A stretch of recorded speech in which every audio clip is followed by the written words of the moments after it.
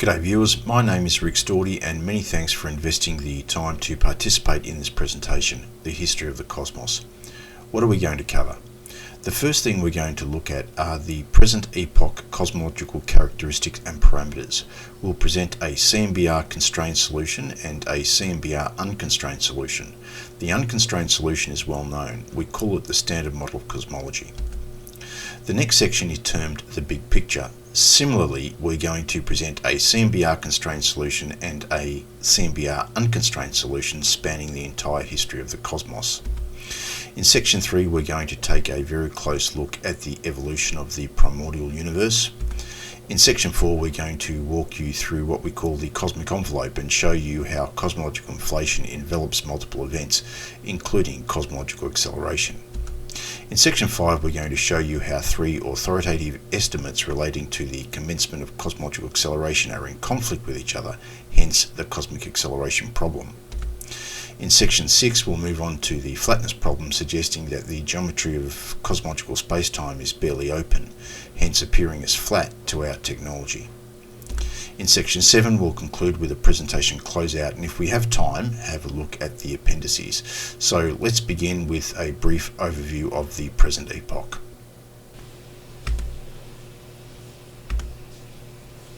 What you're seeing now is a comparative overview of key present epoch cosmological metrics. As you can see quite clearly, even at a quick glance, the correlation between solutions is astonishing, with one notable exception: cosmological age. Many of these results were published in the Hindawi journal Advances in Astronomy in 2020, a couple of years ahead of the James Webb Space Telescope. I should also point out that our solution improves approximately 23% of the Particle Data Group 2022 Astrophysical Constants Reference Table. Appearing in the left-hand column, we see the CMBR constrained solution and the standard model of cosmology solution in the right-hand column, which is CMBR unconstrained.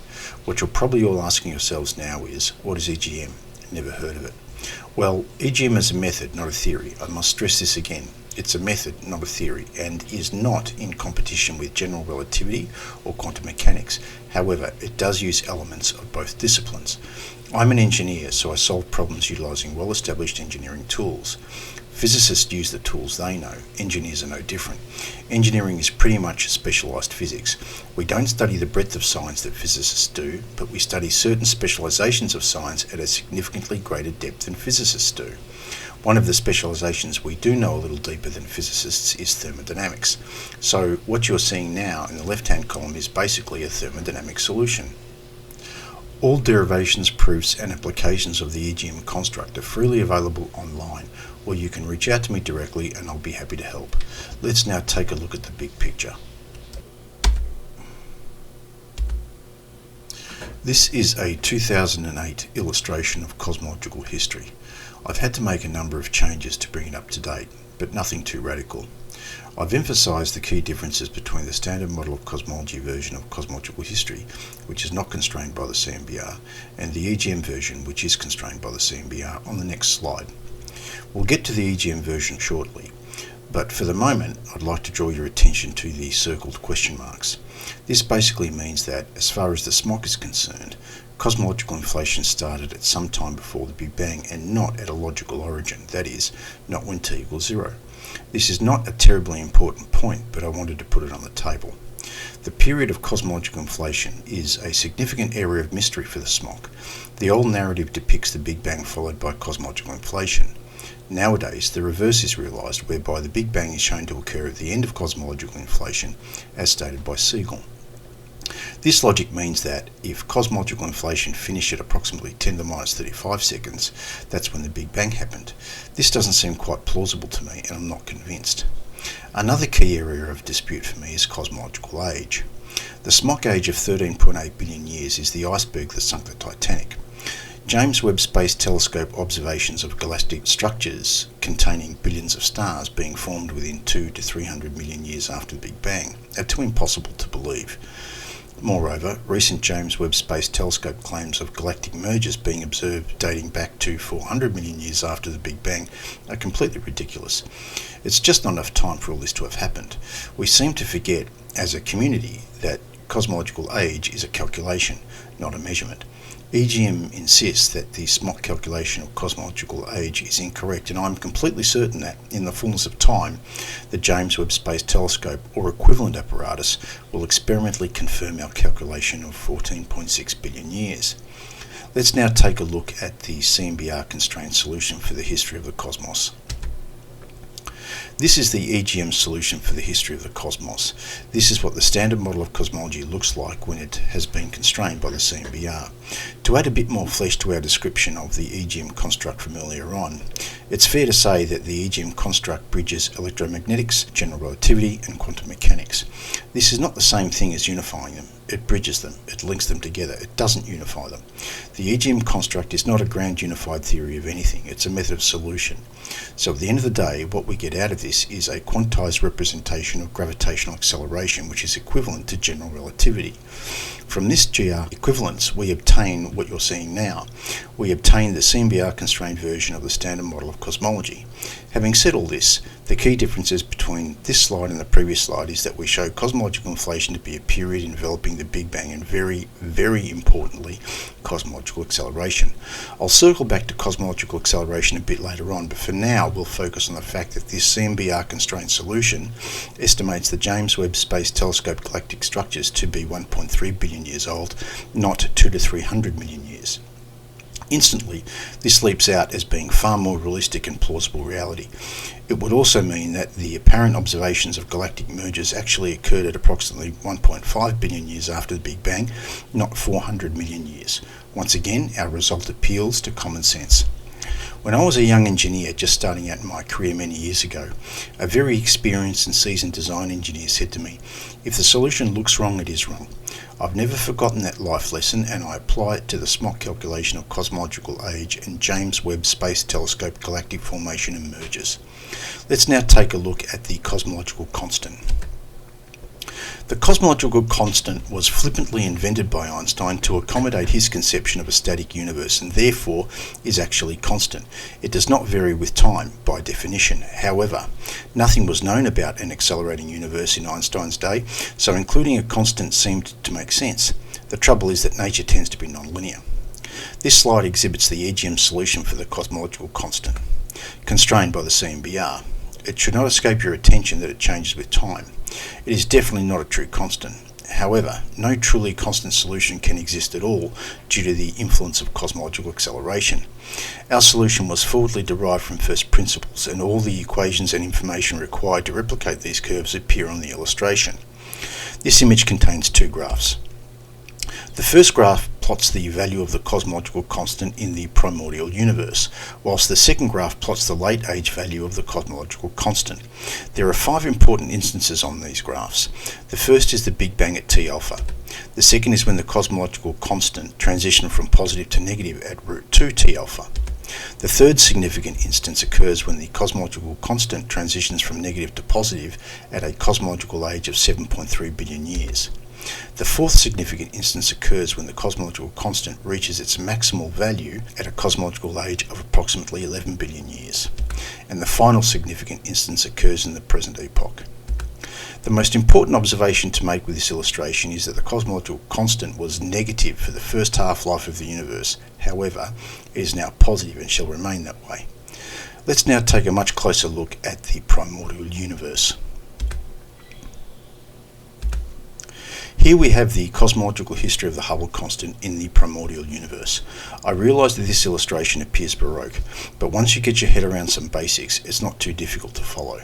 This illustration contains 3 graphs. It is important to know that all required equations appear on the illustration, so everything you need to replicate this solution is right in front of you. Everything you see here has been forwardly derived from first principles, and nothing has been doctored, modified or fine-tuned. The first graph is the magnitude of the Hubble constant. The second graph is dH to t, which is the rate of change of the Hubble constant in the time domain.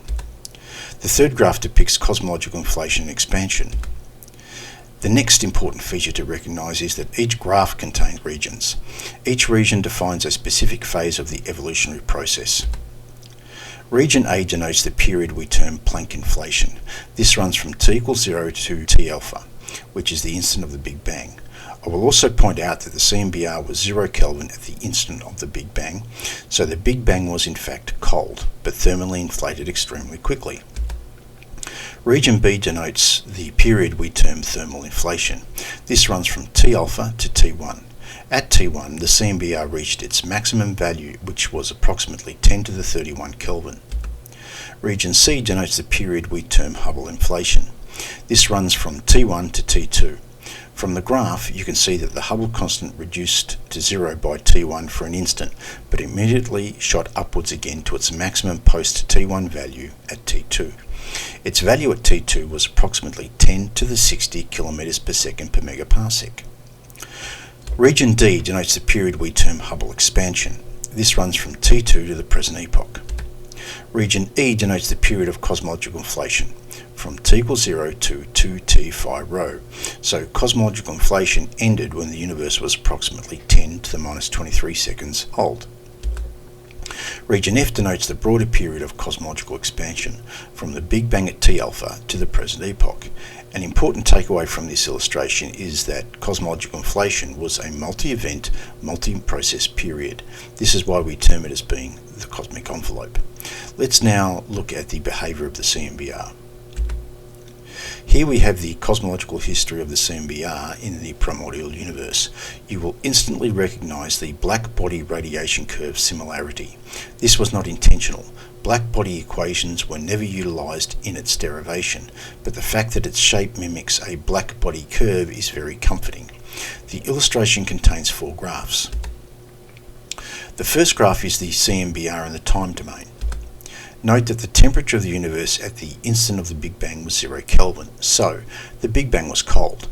The cold Big Bang model was abandoned by physicists after the WMAP and Planck satellites observed the CMBR which we see today. However, in our solution, the cold Big Bang hides behind a hot Big Bang observation.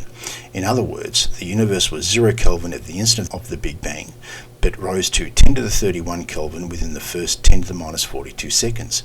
So in fact, the WMAP and Planck satellites are blind to cold Big Bang evidence.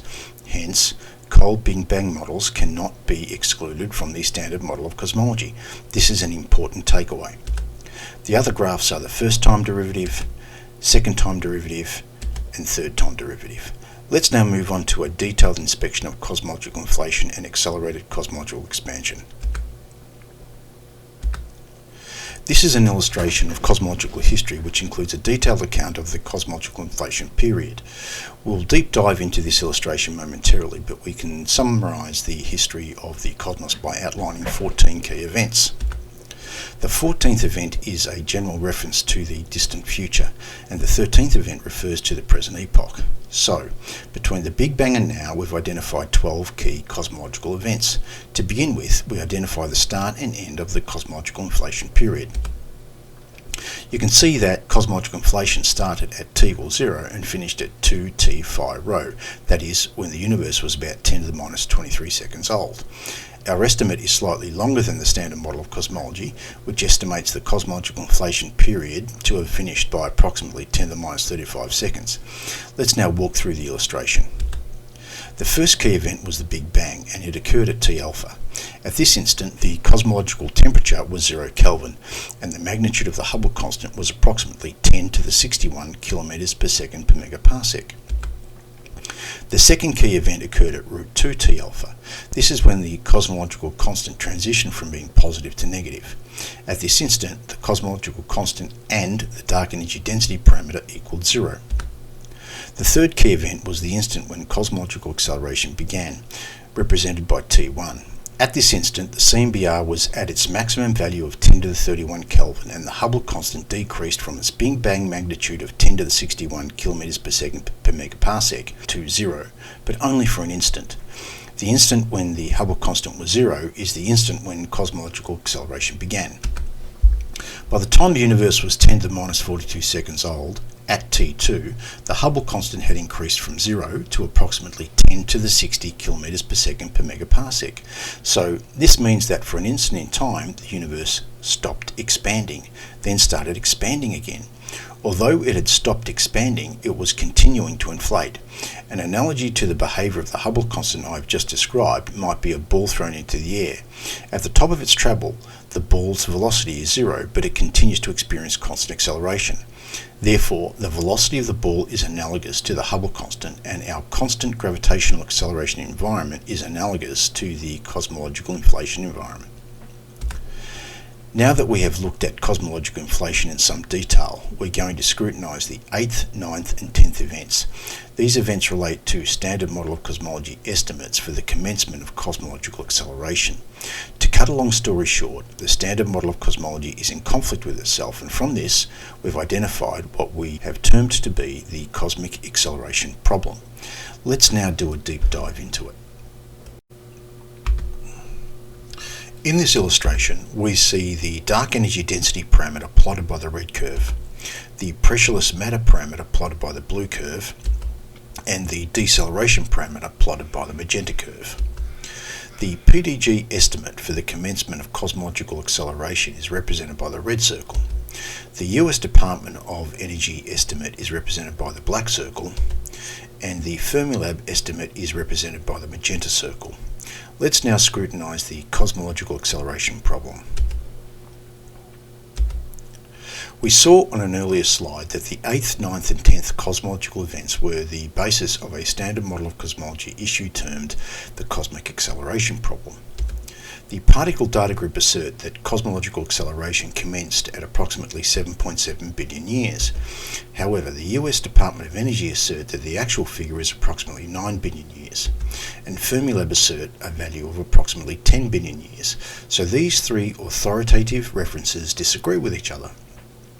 The reason this conflict has occurred is because none of these standard model of cosmology solutions are constrained by the CMBR.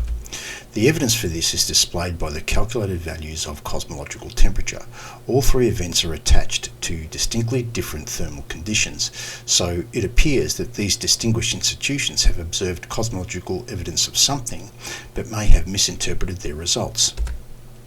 We'll come back to that in a moment, but for now let's inspect the EGM solution. First off, the EGM solution is constrained to the CMBR. Second, it commenced during the cosmological inflation period. This makes much more sense than the standard model of cosmology claim that all points in cosmological 4D spacetime simultaneously commenced accelerating their expansion for no apparent reason. The EGM construct has analysed these SMOC results and determined that the particle data group conclusion actually relates to the instant when the cosmological constant and the dark energy density parameter equaled zero. In contrast, the US Department of Energy solution actually relates to the cosmological instant when the dark energy density parameter equaled the deceleration parameter. However, the 2008 Fermilab solution correctly identifies when the deceleration parameter equaled zero, that is, the instant when it transitioned from being positive to negative. Let's now inspect the EGM solution in detail. This is what the standard model of cosmology would look like if it were CMBR constrained. This is a graph of dH to t, that is, the rate of change of the Hubble constant in the time domain. You can see in region B that the Hubble gradient is negative from the instant of the Big Bang at T alpha to the instant of maximum cosmological temperature at T1. This region of negative Hubble gradient means that the universe was decelerating between T alpha and T1. However, at precisely T1 it stopped decelerating and started accelerating. The instant of maximal Hubble constant is marked by T2. This instant coincides with the instant of maximum cosmological acceleration. So the expansion of the universe started accelerating at T1 with its peak value of acceleration at T2. From T2 to the present epoch, the universe continues to accelerate, but it is accelerating at a slower rate now than it did at T2. So you can think of it like this. The universe is currently accelerating, but the rate of acceleration is decreasing asymptotically to zero. This means that the universe will achieve a constant speed of expansion after an infinite amount of time when the acceleration reaches zero. One of the most significant messages to receive from this slide is that cosmological acceleration was derived organically within the EGM construct and did not require any band-aid fixes or inclusions. By following the EGM method of solution, the standard model of cosmology is not required to execute any adjustments in order to accommodate observational data. Next, we'll investigate the flatness problem.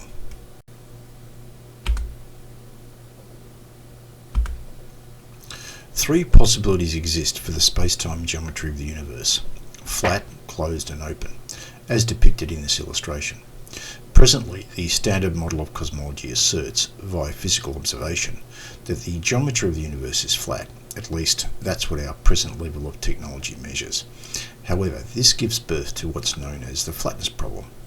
The flatness problem is the astonishingly remarkable coincidence that the universe contains just enough mass to halt its expansion and achieve Einstein's preconception of a static universe, but only after an infinite period of time.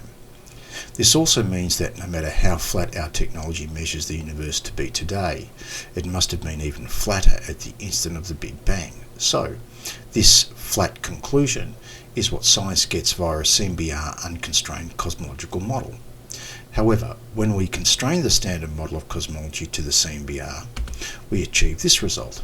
So, the EGM position is that the universe is presently barely open, but on its way to becoming asymptotically open in the far distant future.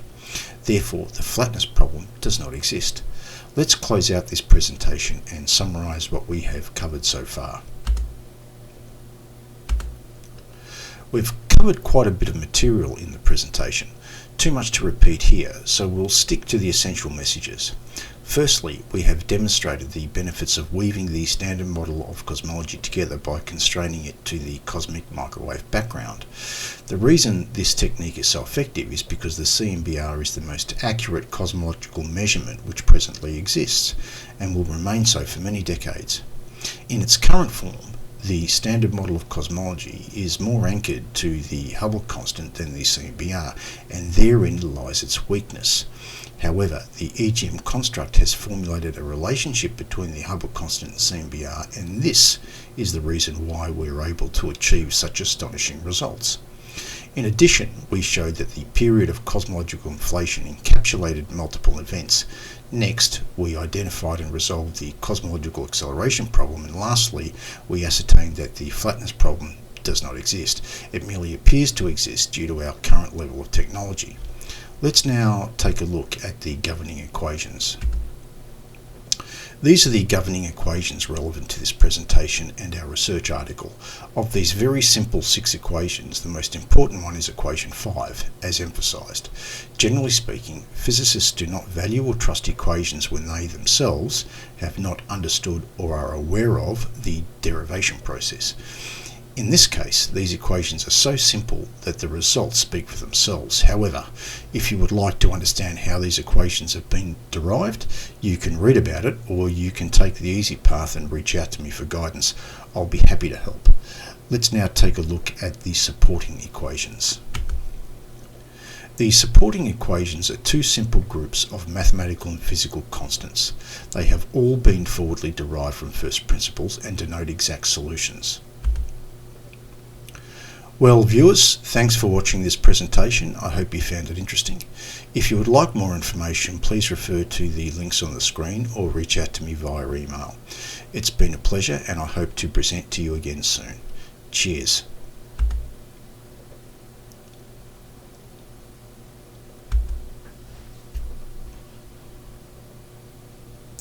For those viewers with enough endurance and wisdom to continue beyond the end, let's have a look at what's in the appendices. Firstly, cosmological composition. We'll look into this and calculate the value of dark energy, which aligns properly with the standard model of cosmology. To date, observational cosmology determines a value of dark energy, but it isn't CMBR constrained or properly lined up with the cosmological constant, deceleration parameter, or the instant of cosmological acceleration. Appendix 2 is termed Space-Time in the Quantum Vacuum because we establish a visualization technique relating observational space-time to the quantum vacuum. In Appendix 3, we're going to revisit the cosmological inflation process in a bit more detail. In Appendix 4, we're going to offer a possible solution to dark matter. In Appendix 5, we're going to offer a possible explanation of space-time curvature. In Appendix 6, we're going to walk you through our cyclic cosmology solution, which infers an important conclusion about the antimatter problem. In Appendix 7, we're going to show you how our solution hangs together. Lastly, we'll conclude with an appendix closeout. This is an illustration of cosmological composition as seen by the EGM construct and the standard model of cosmology. On the left-hand side, you see cosmological composition according to EGM, and on the right-hand side, you see cosmological composition according to the SMOC. However, the SMOC solution shown is, in reality, an EGM-derived solution. What I'm meaning to communicate is that the EGM construct is capable of producing the SMOC solution on demand, as well as its own interpretation, which appears on the left-hand side of the illustration. Please note that both solutions are CMBR constrained. You can find the derivation of many of these SMOC results published in the Hindawi journal Advances in Astronomy 2020. Please refer to the link. In that Hindawi research article, we established that the SMOC equation for cosmological age is missing a term. In the absence of this term, the SMOC obtains the pre-WMAP and pre-Planck result of approximately 74% for the dark energy composition of the universe.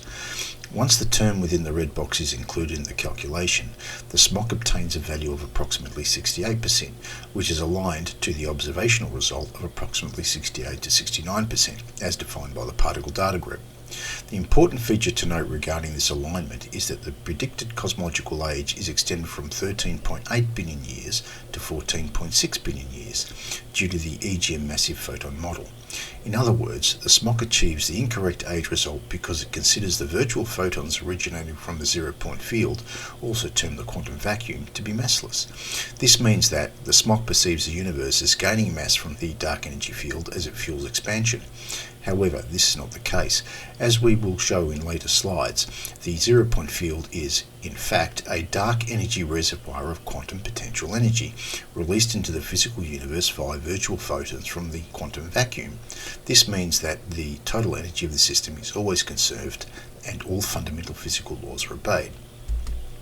Next, we see that the EGM construct derives almost precisely the same result for cosmological curvature as published by the particle data group. Please refer to the Hindawi research article if you wish to understand more about how this is derived. Now, let's look at what the EGM construct is predicting that the James Webb Space Telescope or equivalent apparatus will reveal.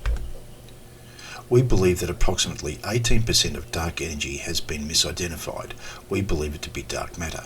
What precisely this dark matter might be is a very deep question, but for the moment, suffice it to say that the dark energy composition of the universe is 50%, not approximately 68%. Due to the barely open curvature of the universe, which we covered previously, in this illustration we have usefully approximated its value as being 0 for simplicity and brevity. When we strip away all unnecessary information, the following cosmological composition remains: 50% dark energy, 44% dark matter, and 6% baryonic matter. Let's now investigate how the EGM construct can be extended to a representation of spacetime inclusive of the quantum vacuum. An important aspect of cosmology which has to date not been adequately addressed by the scientific community is the relationship between the zero-point field, also termed the quantum vacuum, and the 4D spacetime of general relativity. In this illustration, we develop two representations of spacetime. One of these is termed Hubble, the other is termed observational. Hubble spacetime is a sphere of Hubble radius, such that the Big Bang occurred at its centre. However, equally importantly, the zero-point field in this illustration is also located at the centre, expanding at the rate of the Hubble constant, h phi. The physical properties of the zero-point field is a topic of discussion in its own right, so we won't be dealing with them in this presentation. In Hubble spacetime, our physical universe exists on the perimeter of the circle, with the observational radius indicated by the semicircular arc A to B, which is approximately 46 billion light-years. Consequently, the observable universe is represented by the complete length of the perimeter of the circle from A to A, which is approximately 92 billion light-years. You can see from the magenta box that Hubble spacetime and observational spacetime are geometrically synchronized. So, what is the relationship between these two illustrations? The relationship is that Hubble spacetime is an extra-dimensional representation of cosmological expansion, adjunct to observational spacetime. In recent years, it has become clear from increasingly accurate measurements that the Hubble parameter obtained from cosmic distance ladder techniques is significantly higher than the values obtained by fitting the power spectra of temperature fluctuations in the cosmic microwave background radiation. This difference has been termed the Hubble tension. The Hubble tension is represented within these illustrations. Depicted inside the Hubble spacetime sphere, we see the Hubble constant relating to the power spectra from the cosmic microwave background radiation.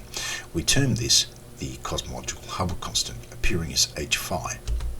Similarly, depicted within the observational spacetime sphere, we see the Hubble constant relating to the cosmic distance ladder. We term this the astronomical Hubble constant, appearing as h double phi.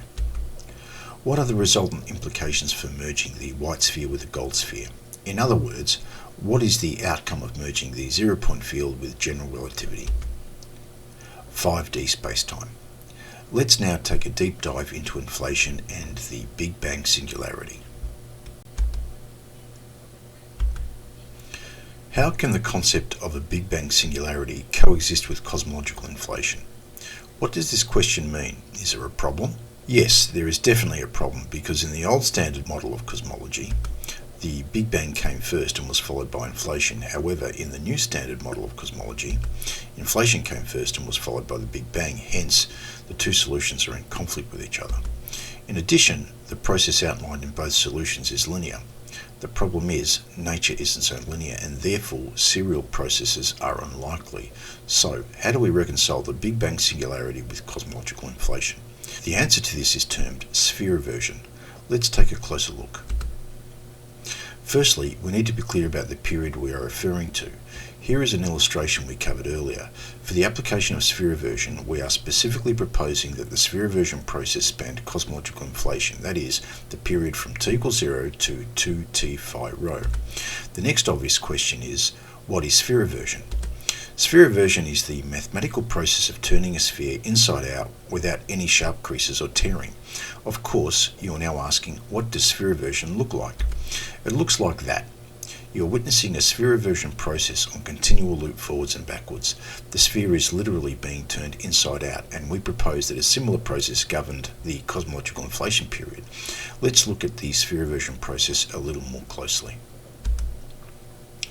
Precisely how can we use sphere inversion to describe the cosmological inflation process from t equals 0 to 2t phi rho? Well, to begin with, we need to recognise that the inflationary period is a mystery to the standard model of cosmology. To date, the principle of inflation is only conceptual. No widely agreed geometric description of cosmological inflation actually exists. This means that we are free to imagine new possibilities. However, we would like to apply an off-the-shelf solution if we can. This is always the first step with any challenge. Fortunately, sphere inversion fits the bill. It's fully mature, well understood, and has existed for decades. The most logical place to begin is with boundary conditions. The two obvious boundary conditions are t equals 0 and 2t phi rho. However, we also transit t alpha, which is the Big Bang, en route to 2t phi rho, so this becomes a waypoint we need to consider.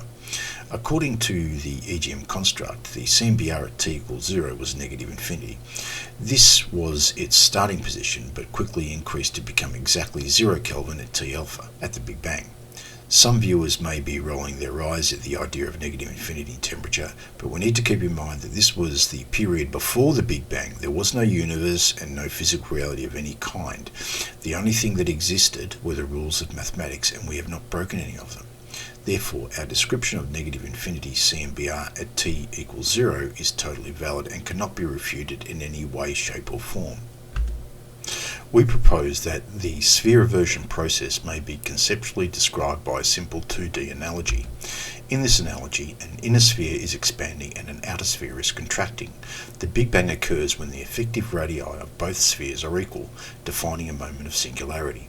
We calculate the radius of this singularity to be approximately 12 femtometers, or about 4 times the size of a classical electron.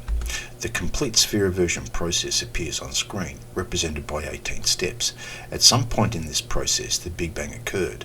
By inspection, one may guesstimate that the Big Bang occurred somewhere around or between steps 7 and 8. However, it is possible that steps 1 to 8 were executed very quickly and steps 9 to 16 were executed at a slower pace. Let's now look through a slightly different lens. In this illustration of sphere inversion, the process has been outlined in 13 events rather than 16 events as depicted on the previous slide. This illustration provides a slightly different perspective, and it becomes a little clearer that the midpoint of the process appears to occur at approximately the 7th event. At around this instant, the volumes of each sphere are equal, and therefore the effective radius of each sphere are also equal. So the 7th event on this illustration denotes T alpha, the instant of the Big Bang, with a singularity radius of approximately 12 femtometers. However, the time scale for the process shown is nonlinear, so this means that events 1 to 7 occurred very rapidly, whilst events 8 to 13 occurred more slowly. Now we need to think about what happened after cosmological inflation finished, that is, what happened from 2T phi rho to the present epoch. Here is a 2D analogy of the cosmological expansion process. The question now arises, how should we physically interpret this analogy? Firstly, we need to understand the governing principles of the EGM construct. These are: 1. All matter evaporates via graviton radiation. 2. All forms of matter and energy in our physical universe eventually get absorbed into the zero-point field. And 3. The minimum evaporation period is a very, very long time. Now that we have explained the mechanism by which matter and energy enter the zero-point field, we are in a position to interpret the expansion radius depicted in the 2D analogy. Hence, the expansion radius denotes the amount of mass energy absorbed by the energy sink, that is, the zero-point field. Notably, the expansion radius is always increasing. Similarly, the contraction radius denotes the amount of mass energy lost by the energy source, that is, the mass energy lost by a physical universe to the zero-point field. The contraction radius is always decreasing. This expansion-contraction relationship continues to the present epoch as shown by this cosmological age calculation. Next, we are going to investigate a possible solution for dark matter. The nature of dark matter is a great scientific mystery. We know it's something massive, but it doesn't leave an electromagnetic signature. Consequently, it is not directly observable. However, these seemingly mysterious characteristics offer intriguing conceptual possibilities. For example, according to general relativity, what does the presence of mass do? It curves space-time and leaves no electromagnetic signature. Therefore, the observed effects of dark matter are indistinguishable from space-time curvature. We term this the curvature equivalence principle. Let's consider that at the instant of the Big Bang, dark matter was created in the form of filaments and clumps. By applying the curvature equivalence principle, these features may be described as wrinkles in the fabric of space-time. At the instant of the Big Bang, dark matter existed in high wrinkle density form. In this illustration, we utilise a scrunched paper ball to represent the Big Bang singularity. As the universe inflates and expands, the ball unfolds into a flat sheet of wrinkled paper. The wrinkles on the flattened sheet have been stretched by cosmological expansion to a state of lower wrinkle density. These wrinkles act as an energy source by decaying to dark energy, hence feeding the zero-point field as cosmological expansion continues. Eventually, in the far distant future, the wrinkles will disappear as the dark matter decays to dark energy. So, just to be clear, 1. Dark matter decays to dark energy. 2. Dark energy is a pseudonym for the quantum potential energy stored in the zero-point field. 3. This quantum potential energy manifests as virtual photons popping into existence. And 4. Virtual photons are experimentally observable via the Casimir effect. Utilizing the Milky Way as an example, the dark matter halo denotes a region of more wrinkles, relative to intergalactic space having less wrinkles. Therefore, in accordance with the curvature equivalence principle, the dark matter halo is identical to a region of greater residual space-time curvature, that is, residual means left over from the Big Bang. We've spent a bit of time proposing a novel solution for the nature of dark matter. The next obvious question is, what is space-time curvature? In the previous section, we established the curvature equivalence principle. That is, the observed effects of dark matter are indistinguishable from space-time curvature. Hence, dark matter is identical to space-time curvature. Now we pose the question, what is space-time curvature? You'd think that this question is obvious and the answer was provided by general relativity, but that isn't actually the case. Here is general relativity expressed in compact tensor form. This equation is a shorthand mathematical description of the very famous Einstein solution. It takes years to master and is profoundly limited. It says nothing about the mechanism for matter to curve spacetime and does not in any way explain why, precisely why, matter curves spacetime. So, it appears that general relativity raises another question. What is spacetime curvature? If dark matter is identical to space-time curvature, then baryonic matter is identical to space-time curvature as well. Therefore, how do all forms of matter actually curve space-time? What is the common mechanism? We propose that all matter curves space-time by evaporating mass in the form of gravitons. Hence, space-time curvature is the resultant action of gravitons being absorbed by the zero-point field, also termed the quantum vacuum. Graviton absorption into the zero-point field obeys the Newtonian distribution 1r squared. We insist that gravitons are massive particles which interact with the zero-point field. That is, they interact with the space-time manifold, they do not interact with objects, and they do not mediate the gravitational force between objects. The mass energy of each graviton is approximately 10 to the minus 80 kilograms. The minimum graviton evaporation period for all forms of matter is approximately 10 to the 13 gigayears. The next compelling question is, what is a graviton? Fortunately, the EGM construct provides a complete description. A graviton is defined as a pair of entangled conjugate photons, hence their wave functions cancel. This does not mean that their energy is destroyed, it simply means that it doesn't propagate. In other words, a graviton doesn't propagate, instead it has reach. The reach is determined by the common wavelength of the conjugate wave function photon pair. Therefore, baryonic matter acts as a reservoir of potential gravitonic energy. If you'd like to see the mathematical derivation leading to this definition, please reach out to me. It's a separate discussion and is too big to present here. Let's apply what we've learned about dark matter, space-time curvature and gravitons by fitting it all together in the context of cyclic cosmology. In an earlier slide, we claimed that the flatness problem does not exist, and the curvature of the universe is presently barely open, but on its way to becoming asymptotically open. Therefore, an obvious question arises, that is, what happens when the space-time geometry of the universe approaches its asymptotic limit? But before we propose an answer to this question, let's consider the fact that the universe recycles all forms of energy. Nothing is ever wasted. We need to keep this in the front of our minds at all times. So, our answer to the question of what happens beyond the open universe asymptotic limit is cyclic cosmology, whereby the universe endures a never-ending cycle of Big Bangs. At the instant of each Big Bang, the dark matter and baryonic content of the universe is randomly configured.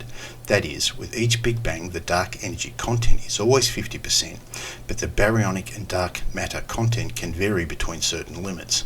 However, the values of baryonic and dark matter will always sum to 50%. Therefore, for each Big Bang, the total energy is always equal to 100%. The next thing we need to do is understand the process commencing at the instant of each Big Bang. At this moment, the universe is 50% dark energy. This means that 50% of the total mass of the universe resides in the zero-point field as quantum potential energy. The remaining 50% exists in our physical universe as dark matter and baryonic matter. The process of virtual photons from the zero-point field popping into existence momentarily before collapsing back into the zero-point field is the mechanism which drives cosmological expansion. Whilst this process is happening, other processes are also happening in parallel. For example, gravitons, which were created at the instant of the Big Bang, are being absorbed by the quantum vacuum as well. We call this dark matter decay. However, not all gravitons are absorbed at the same time. Some gravitons are bound in matter, whilst other gravitons manifest as halos surrounding galactic structures, or possibly clumped in regions of space-time curvature, as described by space-time wrinkles in the preceding section. We'll walk through this illustration shortly, but for now we need to make an important deep dive into the concept of cosmological matter-energy decay processes. It's important we do this in order to help you understand the illustration you're seeing now. So let's go. The cosmological matter-energy decay process is a necessary foundation underpinning cyclic cosmology. 1. Baryonic matter decays to dark matter. This is also termed liberating gravitons. Hence, baryonic matter acts as a reservoir of potential gravitonic energy. 2. Dark matter created in the Big Bang and liberated gravitons decay to dark energy. 3. Dark matter is indistinguishable from space-time curvature.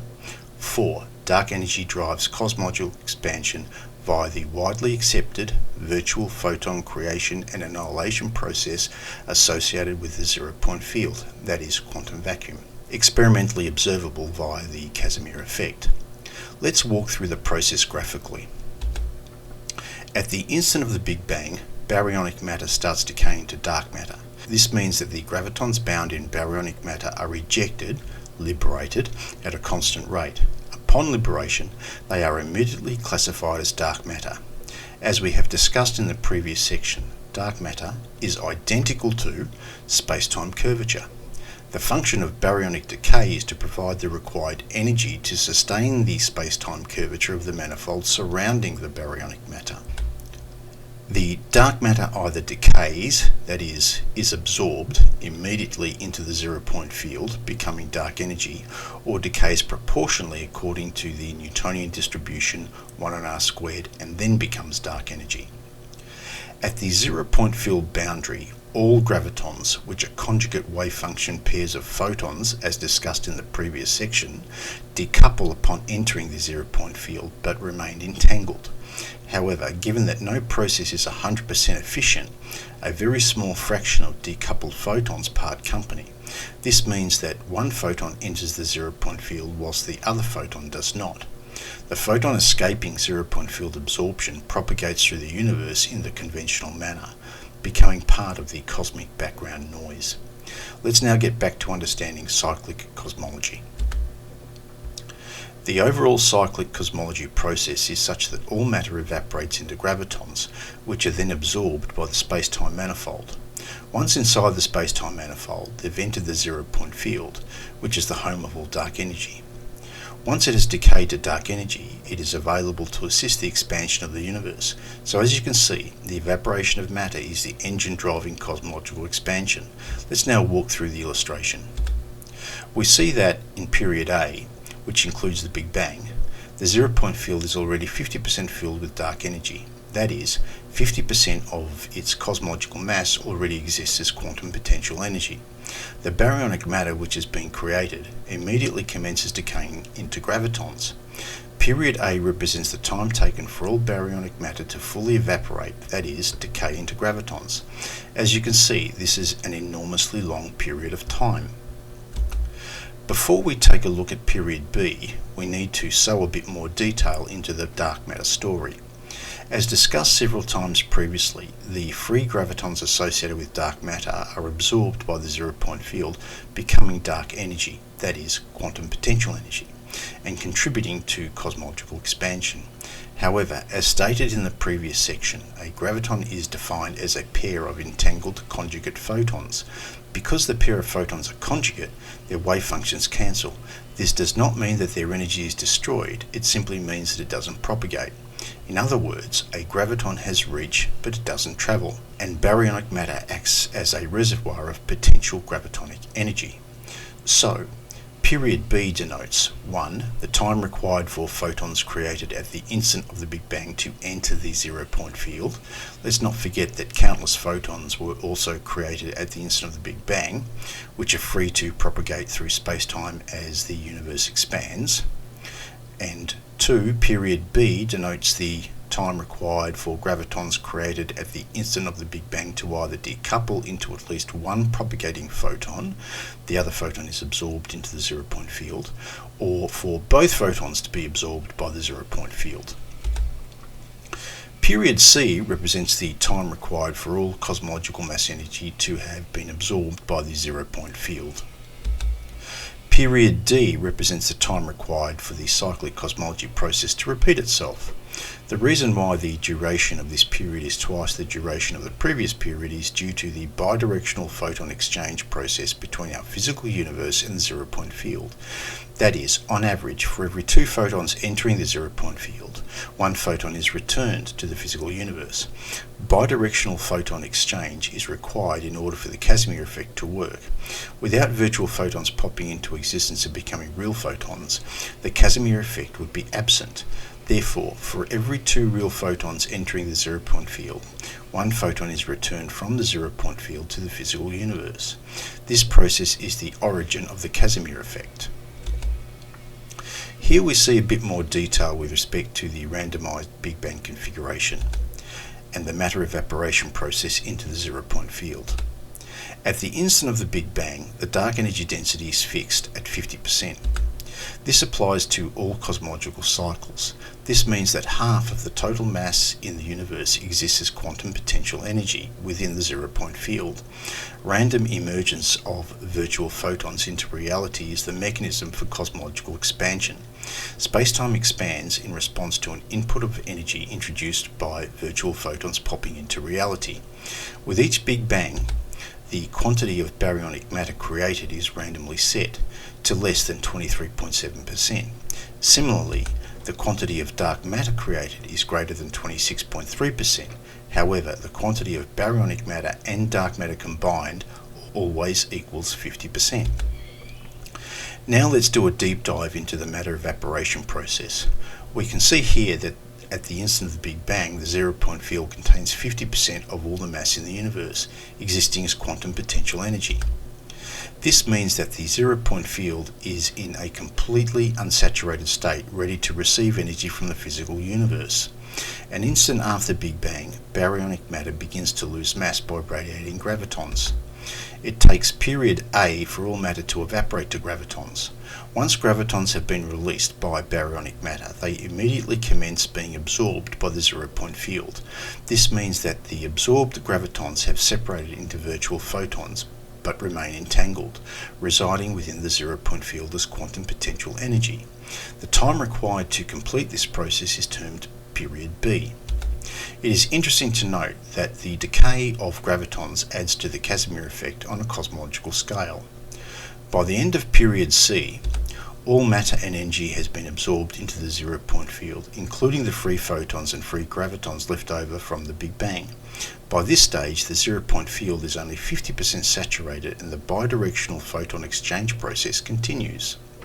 During period D, the bidirectional photon exchange between the physical universe and zero-point field is the engine driving cosmological expansion.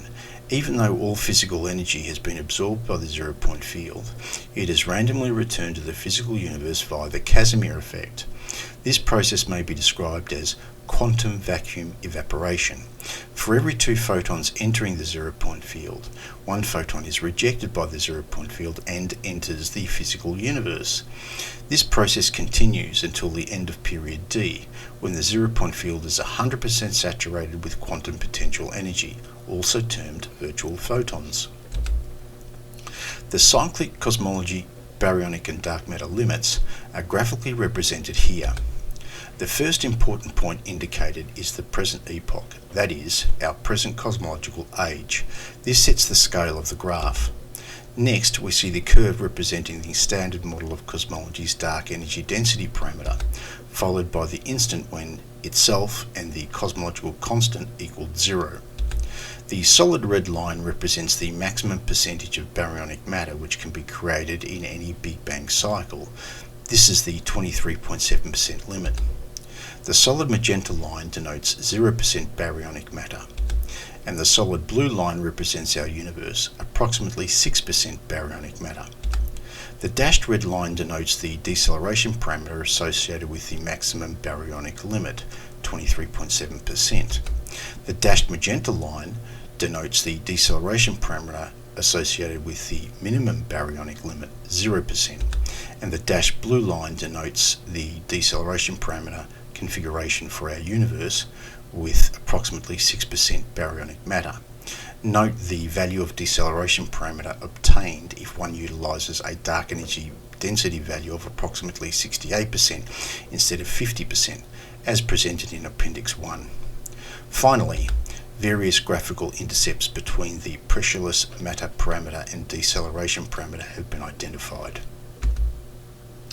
Thus far, we have investigated cyclic cosmology on macro and microscale timelines. The macro scale refers to the period of time for one complete cosmological cycle, whereas the microscale refers to the current age of the universe. From the macro scale, we have seen that, on average, 2 photons enter the zero-point field for every photon exiting it. However, on the micro scale, from a moment after the Big Bang to 7.3 billion years, the zero-point field releases more photons than it accepts. Hence, 1. The zero-point field is expelling more photons into the physical universe than absorbing photons from the physical universe, and 2. Bidirectional photon exchange is biased to flow from the zero-point field into the physical universe for the first 7.3 billion years. Let's now take a look at how our solution hangs together. Is a single widely accepted gravitational model reliable enough to adequately describe the history of the cosmos from the Big Bang to the present epoch? To digest this big question, we shall first consider a smaller question. That is, if a foot-mounted expedition team sought to trek through a sparsely inhabited area, for example the Siberian forest bound for Moscow, how many correctly functioning handheld global positioning system units would the expedition team require at the start of their journey in order to safely execute the trek? Answer equals 3. 2 GPS units are utilised for navigation. It may prove fatal to rely upon a single GPS unit. Hence, a third GPS unit is required to determine which one of the first 2 GPS units may be faulty. Similarly, if the expedition embarkation point represents the present epoch and the destination represents the Big Bang, it becomes apparent that navigating cosmological history utilising a single cosmological scale gravitational model is possible, but risky because no widely accepted failover presently exists to compensate for any potential inadequacies inherently embedded within general relativity. Therefore, to avoid over-reliance upon general relativity, we develop a solution in accordance with the following strategy. The first GPS unit is general relativity. The second GPS unit is the polarizable vacuum model of gravity. This is a standalone optically derived alternative to general relativity. The third GPS unit is the electrogravimagnetic construct. This is a quantized mathematical interface between the second GPS unit and zero-point field theory, which is a branch of quantum field theory. Now that we've seen how the solution hangs together, we can close out the appendices. We've covered quite a bit of material in these appendices. Once again, as before, too much to repeat here, so we'll stick to the essential messages. 1. We have demonstrated that the dark energy density parameter is actually 50%. 2. We have demonstrated that space-time is actually 5D, not 4D. 3. We have suggested that the cosmological inflationary period may be geometrically modelled as sphere eversion. 4. We have proposed the curvature equivalence principle, meaning dark matter is indistinguishable from space-time curvature. 5. We have proposed a mechanism for space-time curvature utilising graviton absorption into the zero-point field.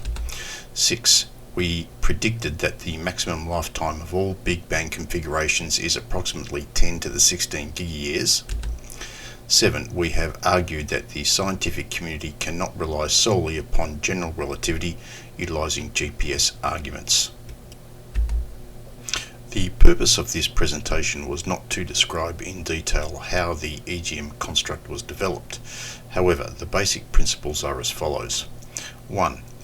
EGM models matter as radiating a spectrum of gravitons analogous to that of thermal photons comprising a black body radiation spectrum. 2.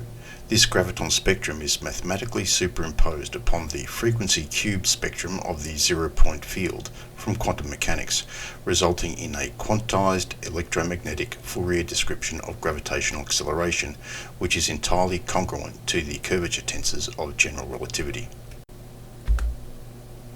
Well, viewers, once again, thanks for watching this presentation. I hope you found it interesting.